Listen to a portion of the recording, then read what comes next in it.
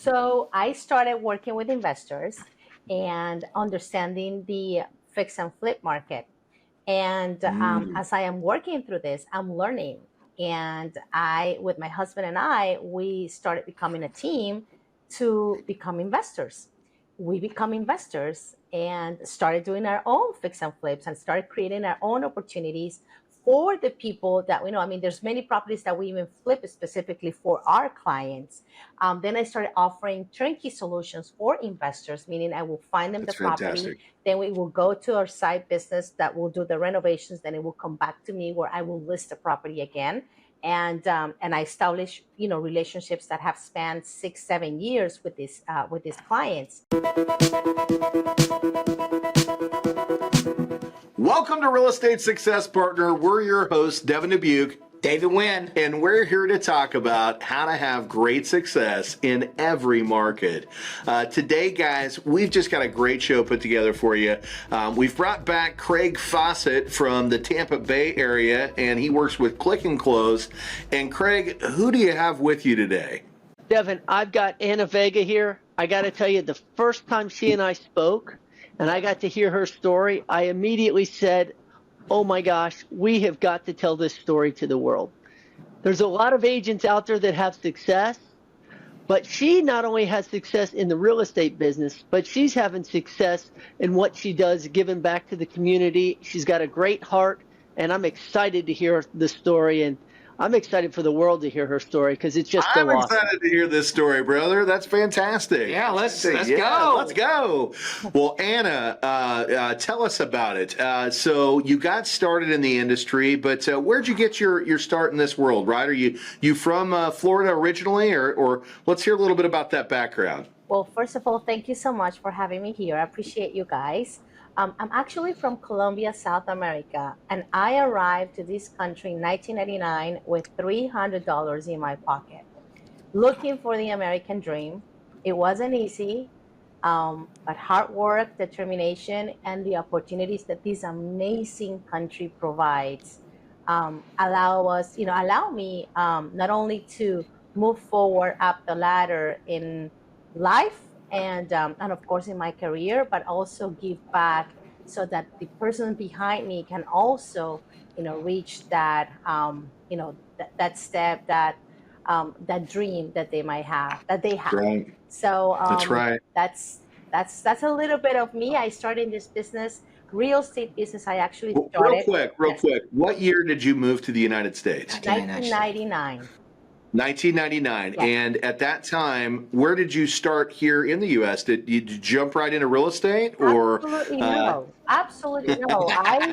I did everything that you could imagine, from being Let's homeless. hear that journey. Yes, from being homeless to working as a waitress to not having anything to eat and just buying Yeah. Domino's Pizza on Tuesdays that was $5 and make it last for my breakfast, lunch, dinner every single day, or buying a Subway, a foot long, and that make just portion it accordingly. Yeah. So I work as a waitress. I also work at a rental car center near the airport in Miami, renting cell phones. So back in the day, cell phones were just coming into the world, and Yeah. people will travel here to the States for vacation. And I was working for this lady, offering rentals of cell phone for the people when they were renting the cars. And Oh, so I wow. did that. Then I started selling accessories for cell phones. And I work cleaning, I work babysitting, I work cooking. Um, I did everything that needed to be done, Yeah. just to have. There's been some blood, sweat, and tears Yes, on this rise absolutely. to success, right? Absolutely, absolutely. Now, the Yeah. good thing or the great thing is that my parents were visionaries. And when I was born, my dad was gifted to a trip by his company to Europe. And when he was in Europe, he said, English, it's the language that my children are going to be speaking. So when he returned back to Colombia, Mm. the biggest gift that my parents ever gave me was putting me in a bilingual school so that I could learn English since I was very, very little. And not only that, my school also um, was into technology, and my parents own a business. So when nobody had computers, I had computers, and I remember, going into Encarta and learning, I was learning myself Word, Excel, PowerPoint. So when I came to this country, I had those skills. I knew Word, I knew PowerPoint, The I knew knowledge. Excel, I had the knowledge, I had the language, and I've always been a writer and a reader. So my communication skills were very in tune. And that allowed me to get a job as an administrative assistant to this company that allowed me to grow. And believe in me, I had the best boss and mentor that you could think of. He believed in I was this little kid. I had just recently had my daughter. I was a young kid with a young kiddo baby, and an immigrant in this country, and he trusted in my potential, and That's amazing. allowed me to flourish. And that's a little bit of my story. And Well, I want to moving stop you on. real quick because I think I heard something there, and would you say it's fair to say your father was your first success partner in life? I will put it on both my dad and my Yeah. mom. Now, Yeah. this is the funny thing. My relationship with them early on in my years was horrible Yeah. because I have their blood, and their blood, it's visionary and independent. And Yeah. I want to, make my way, and, not fight with the world, but, you want to find your way. You don't want anything Yeah. given to That's you. right. You want to work for it. And that's them. That's them. However, because I was just like that, they didn't understand it. They wanted this let's just say, a conservative daughter per se, which I could not be at all. And Yeah. it was a lot of conflict between us, tons of Yeah. conflict. And Yeah. so they were my success partners, but later in life, when Later we in had life. the energy, when we had synergy. At the beginning, they were my, I'm going to say, my why for me to, I'm proving them wrong, kind of. You understand? It 100%. was kind of, they're like, oh, you're gonna come back. You're not gonna be able to survive the United States. You're gonna come back like the prodigy daughter. Like they will recite to me the Bible and all you can imagine. And for me, it was like, no, I'm gonna prove them wrong. So they were my partners in the sense that they gave me the motivation for me to not give up. That's Then, right. That's then, right. then came my daughter, and she became the light of my life, my I better love that. motivation, and my vitamin D.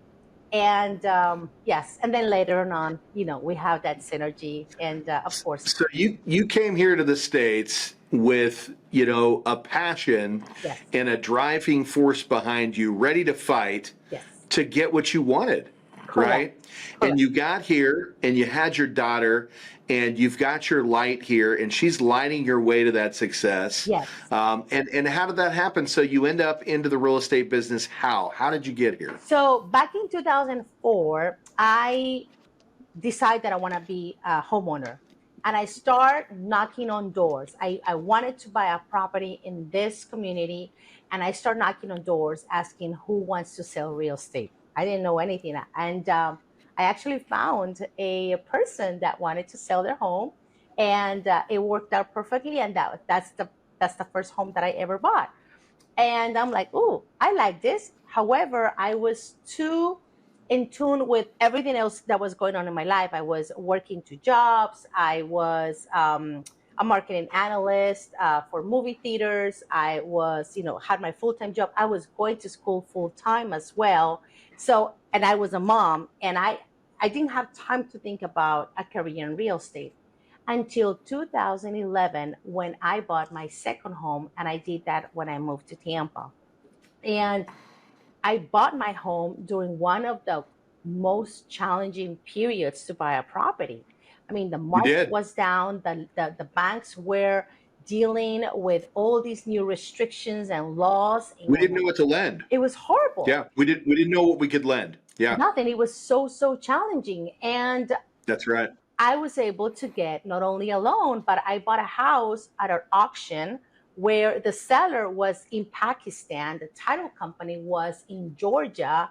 I signed my documents at midnight on a table, on a dining table in one of the houses, one of my cousin's houses. And the whole process, everything that you could imagine that could go wrong, went Yeah. wrong. And I was just, every challenge that was thrown at me, I'm like, okay, we overcome it. So as soon as I finished that transaction, I said, oh my God, imagine how many people I could help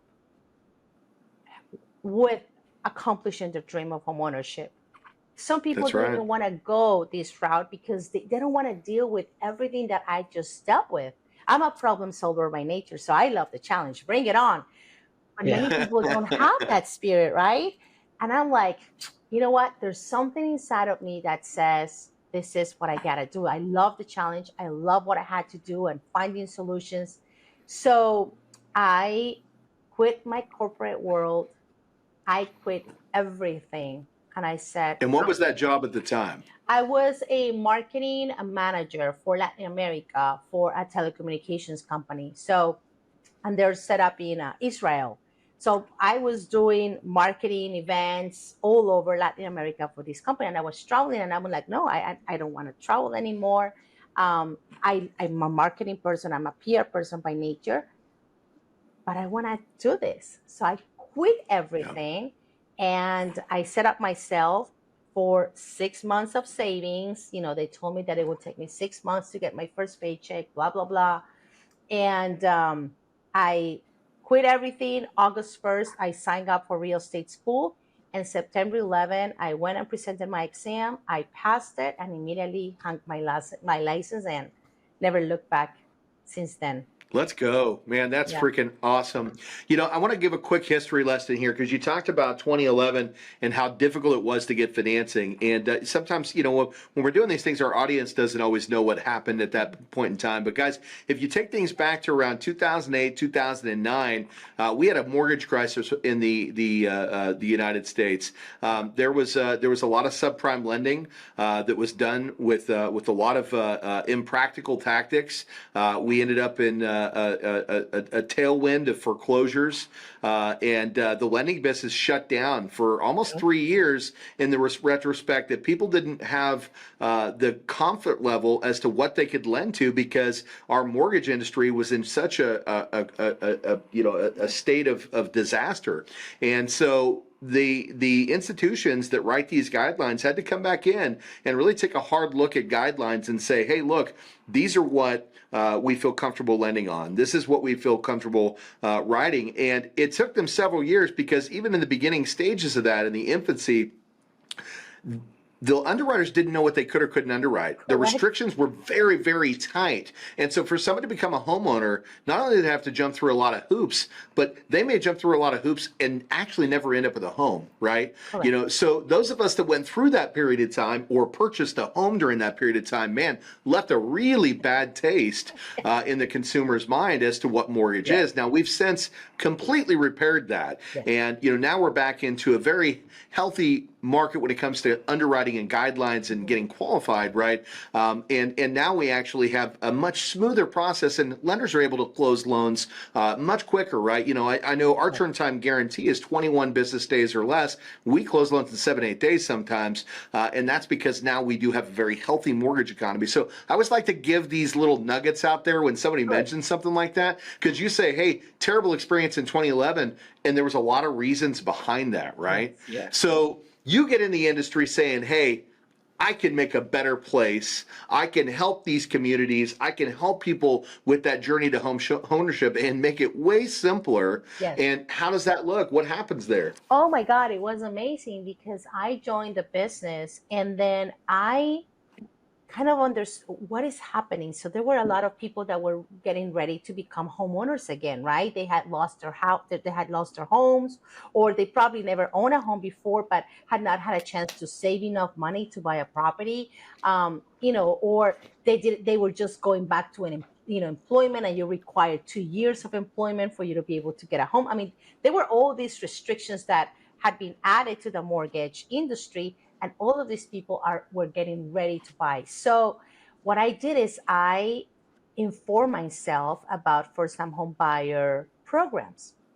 And I started calling the counties and the cities. Nobody was doing that. I was literally one of the first 10 people in all of these programs that was really trained on how to help first time home buyers navigate through home ownership.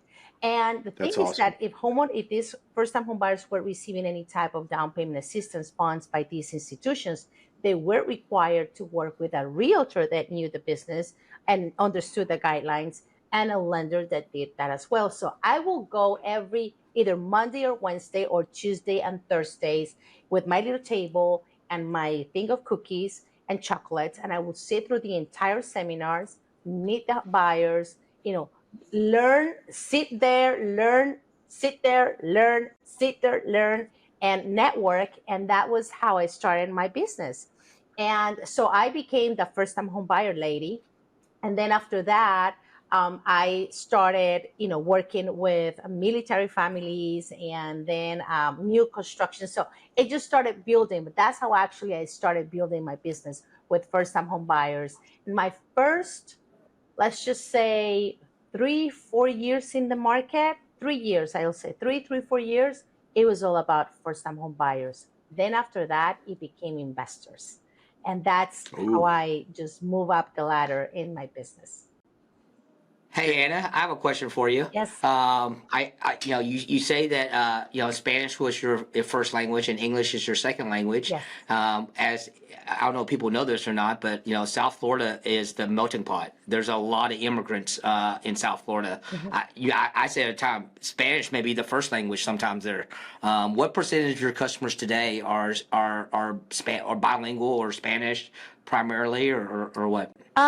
Well, there is I'll say maybe a 70% of my business is Hispanic business. That's big. However, it is big. It is big. Hispanics are very loyal. And That's what I want to talk about. yes, they're very loyal. We are very loyal. I mean, we buy one toothpaste or one laundry detergent, and that's gonna we're not only gonna buy it, our children are gonna buy it, our grandchildren are gonna buy it. It's something that it's even a study in Hispanic marketing, for this big corporation about the loyalty of the Hispanic market. But translating that to real estate, when you're creating a good experience, and not only we're loyal, but we are warm and very. I really take care of my clients like they're my babies, they're my family. Once we start, we're married forever, and that type of relationship. I mean, my clients, even the ones that started with me, 13 years ago, they have been, well, not 13 years, 12 years ago, they have been with me forever, and they refer me to everyone that they know. So they could be Hispanic, they could be bilingual, they could be, American second generation, it doesn't matter. Um, it- that's why the percentage is so high. I love it. I heard that. The reason why I say that is because, I base my team out of Texas, and on my team I have bilingual loan officers and agents and stuff like that. And it's culturally, it's a different clientele. Totally. And even though we have Spanish speaking people as a second language, when you're talking about making the largest purchase of your life, Yep. you want to regress back to your native tongue, which is Spanish, if that's your first language. To give you I tell an people all the time. to give you an example, I have one of my clients, he's a military client, and he's Hispanic. I will meet with him to help him complete Mm-hmm. his loan application. This is not people that I can just Yeah. send them a link. No, they want to meet with you No. in person. They want to come to the office. They want to give you the papers. They want to meet you face to face. And these, even when they're writing their letters of explanation, like I'm there helping them, with the whole Yes. process. And this is what makes them, it makes a very close relationship, because this is not only a transaction. You don't see me when we close, find a home and then at closing. You see me every day, all the time. I mean, I speak with my clients every single day.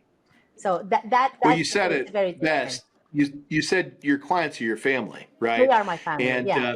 I've got some great news for you. I don't know if you knew this already about Craig, but we have here on our team we have what are called pre-approval specialists, Mm-hmm. right? And even if Craig doesn't speak Spanish, our concierge desk and our pre-approval specialists are fluent in Spanish. That's So amazing. we do understand that it's important to have that in your business Yeah. because, again, especially in that South Florida area or here in Texas, a lot of our consumers, they prefer to speak in Spanish, Yeah. and we want to make sure that that's a priority for them.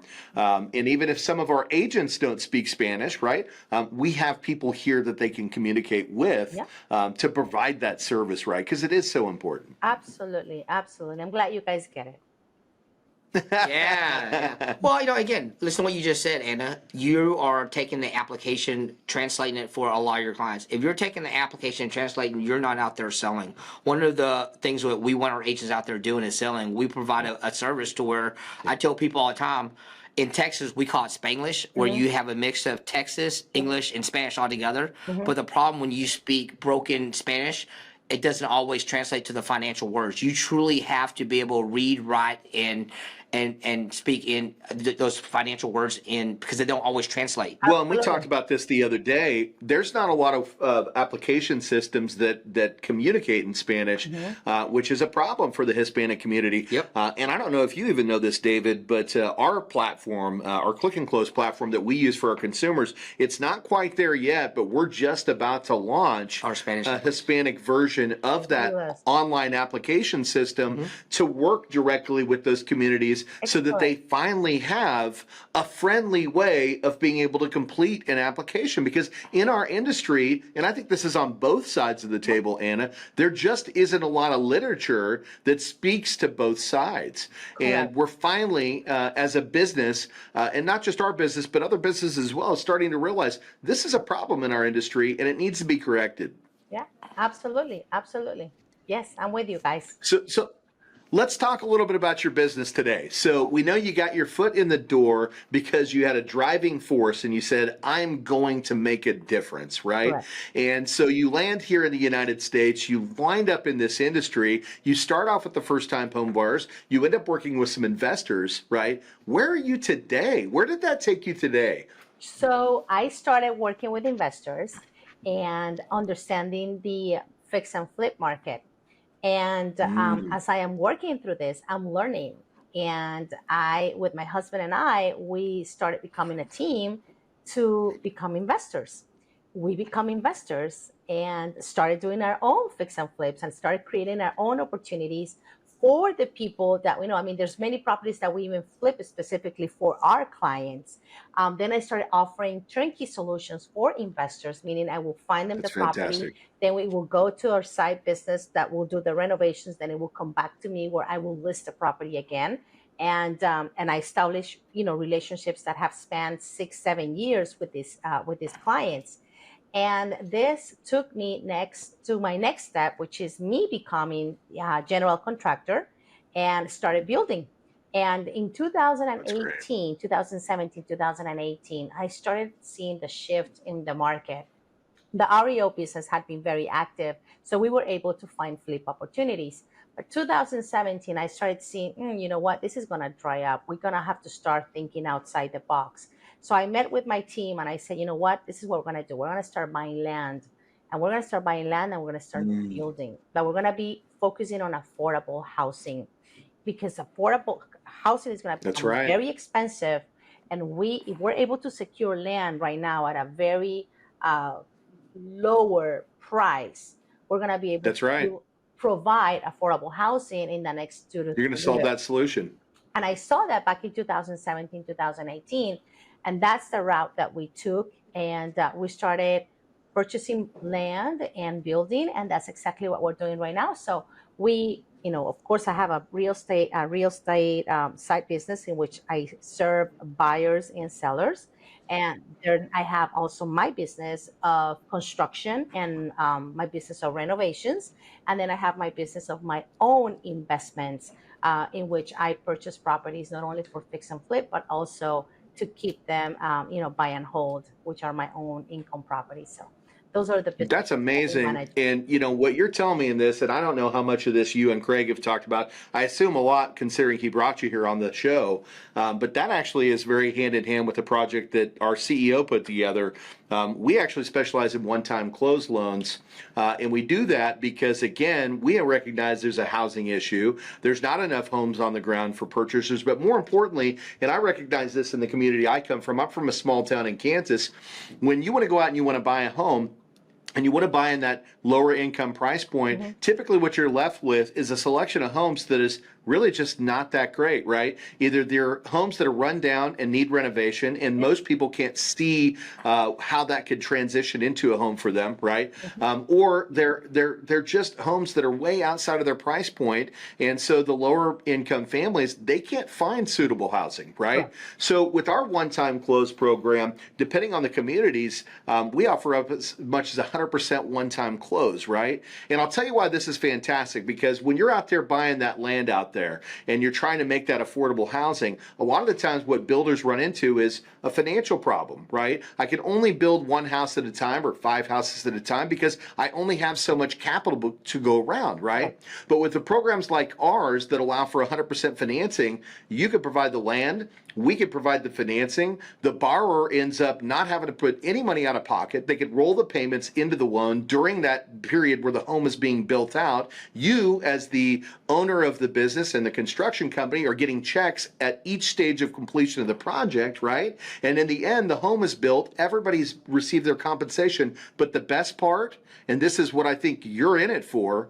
is we put somebody who had the difficulty of finding an affordable home into a brand new affordable home, right? And did it with little to no headache, right? These buyers didn't even think that they could buy the right house, and now here it is sitting there with brand new keys and brand new amenities, and it's done at an affordable price. And that's what's amazing, right? And you know what makes it even more amazing? Many of these people that want to buy new construction, many of these buyers that want to do new construction, they can't even do it on these communities because they have higher taxes, CDDs, HOAs, so many fees that takes them out of their approval amount just because they're priced out of the market. they're priced out of the market. So when we're able to offer them, some land, and I see this is, you're hearing this from me now. I see now, like I saw in 2018, 2017, I see the market shifting more towards multi-generational living. I think we are going to go back to the time that we live with our grandparents, with our cousins, with with our kids, and everybody living in land, living off the land. They're going to want some land for them to start, growing their own vegetables and fruits and living together, because it's just going to become so expensive, and people are going to start heading back to those family values, into our roots. There's a lot of country already like that, Anna. So, back to the one-time construction loan, we also have an AOL product that actually puts money back into the builder's hands, which, Craig, you should talk to Anna offline about this. But before we go, I do have a question for Anna. It's been really on my mind. So I asked this question to a lot of our guests. You've been in real estate a long time. You've had a lot of successes, but can you share with our audience the one moment that in real estate, not 3, I just want the one that stands out the most, that's most special to you? Most special to me, I think it was, I had this beautiful family that I was renting them one of my properties. And this is a family that also arrived to this country as immigrants and have fought so hard to become, legal residents. People that have, like, I admire them because of the way that they have remained legal in this country and work towards their dream.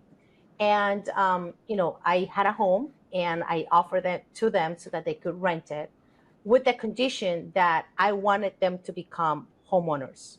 And what happened is that my husband and I, we landed this opportunity, and I told my husband, you know what?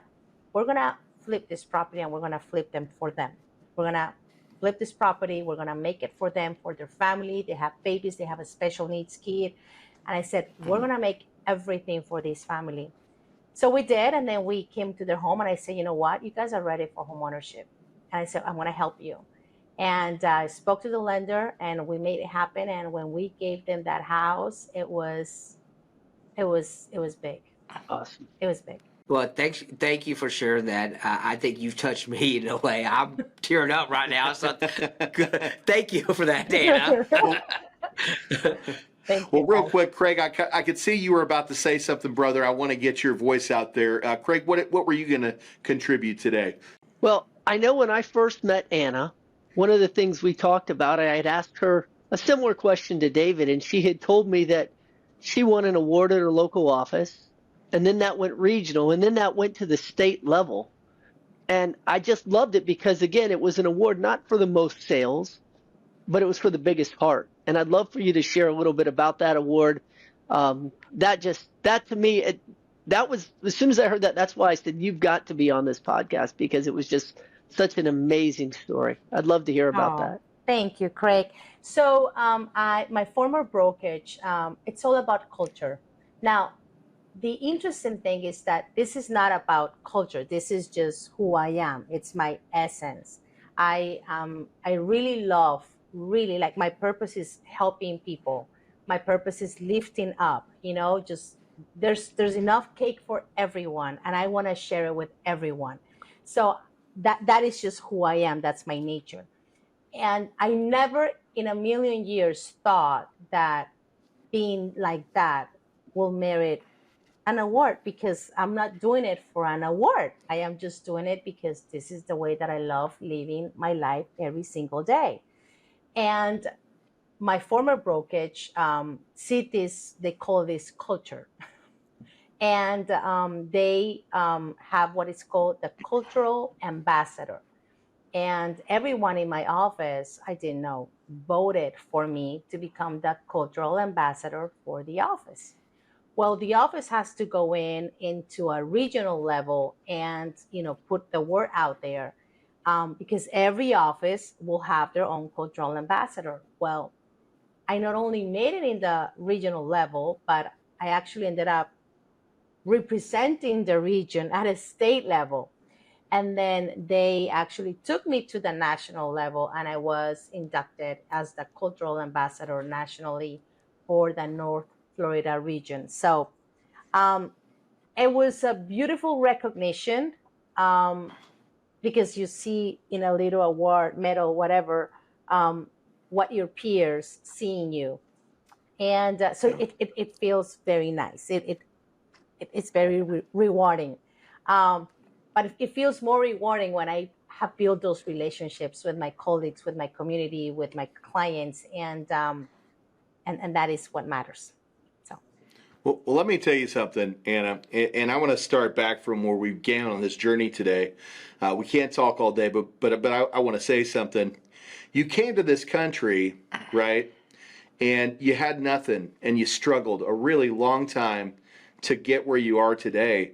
But you came here with a passion to help and to educate and to be there for others and others in your community and your culture. And you did what it took. You took action. And you did it every single day, whatever it took, no matter what was thrown in front of you, you did that, okay? And you built yourself to where you are today. You're an agent who helps people get into homes. You own land. You own a building company. You are an investor. You teach people how to invest, right? And you did that. You did that with your heart and your passion and your drive. You should be very proud to wear that award. You deserve it more than most. And congratulations to you for your accomplishments. I'm proud to know you and to have heard your story and to be able to put that out here today. So Craig, brother, thank you. Ana, thank you for being who you are. It's absolutely a pleasure. Absolutely a pleasure. And an honor. Oh, thank you. Thank you. So, okay. Well, Ready now. No, you deserve it, girl. Oh. You do. You do. You need to toot your horn a little bit. I know you're one of those people that doesn't accept praise easy, because at the end of the day, in your eyes, You still are working for more, but sometimes you need to take a step backwards and take that look in the mirror and know you've done some amazing things here. Thank you. I So do. bask in it. Yeah, sometimes I do that when I need my pow pow. I love it. Well, we can't have you here all day. I wish we could. Right. But is there anything we didn't touch on today that you want to get out there? Any message you want to throw out there today? Not really. I just want to speak to everyone that is listening. Just remember to be kind and, pay forward. We never get to where we are by ourselves. There's always people that, we meet in the road, and just live with a grateful heart. That's my message. That's all. It's amazing. Very, very grateful. It's amazing. Thank you. Craig, anything you want to say here today?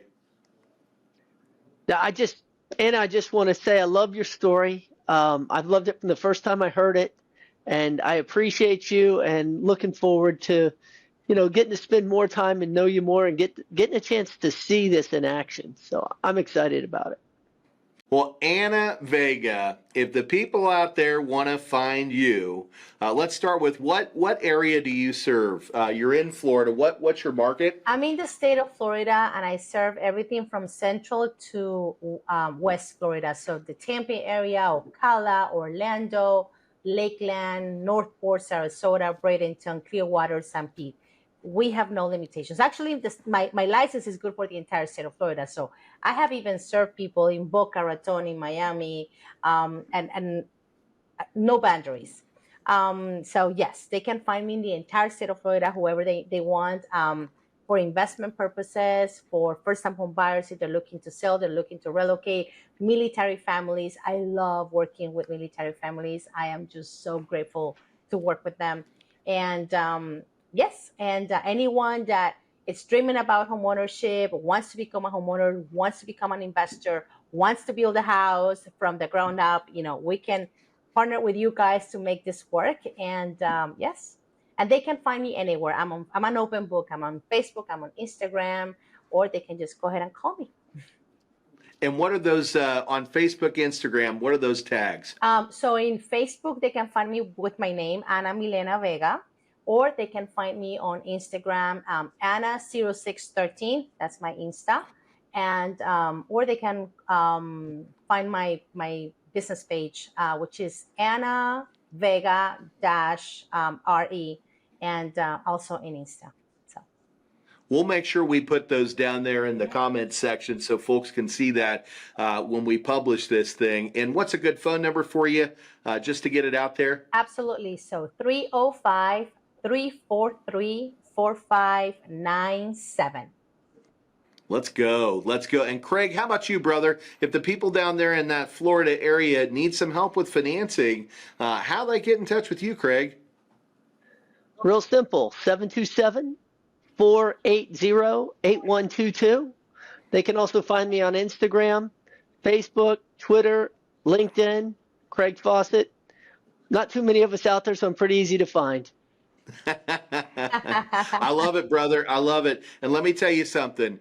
You definitely want to look these guys up. And 100%, you're doing some amazing, amazing things. And when people need that hand-holding through the process and know that they're going to get that service from the heart, Ana Vega is where they're going to go right to. Here. So thank you so much for being on here. Craig, on the lending side, if you guys need help, I know he's going to give you great service because he works for my team. So make sure you reach out to Craig Fossett, because we'll make sure that's a smooth and flawless closing from start to end. And also, I can tell you this much too. Craig and I both, we speak the same language. We speak from the heart too. That's why we love meeting like-hearted, like-minded people like Ana Vega, because we're doing it for the right reasons, right? Because we absolutely care about the communities and people that we serve. So thank you. David, anything you want to throw out there, brother, before we go ahead and sign off? No, I just want to thank you very much for being on the show today, Ana. I know this. If I'm buying real estate in Florida, I'm calling Ana Vega. Let's go. There Let's you go. go. Hey, we may be. Yes. We may be. Service I right just here. I just got back from 30A, and let me tell you something. I am highly considering putting something together out there because that's a beautiful area. So, yeah, Yes. Well, I'm wonderful, here. You have my wonderful, number. wonderful, wonderful. Thank you, Yeah, well, guys. I got it. I got it. I'll call you.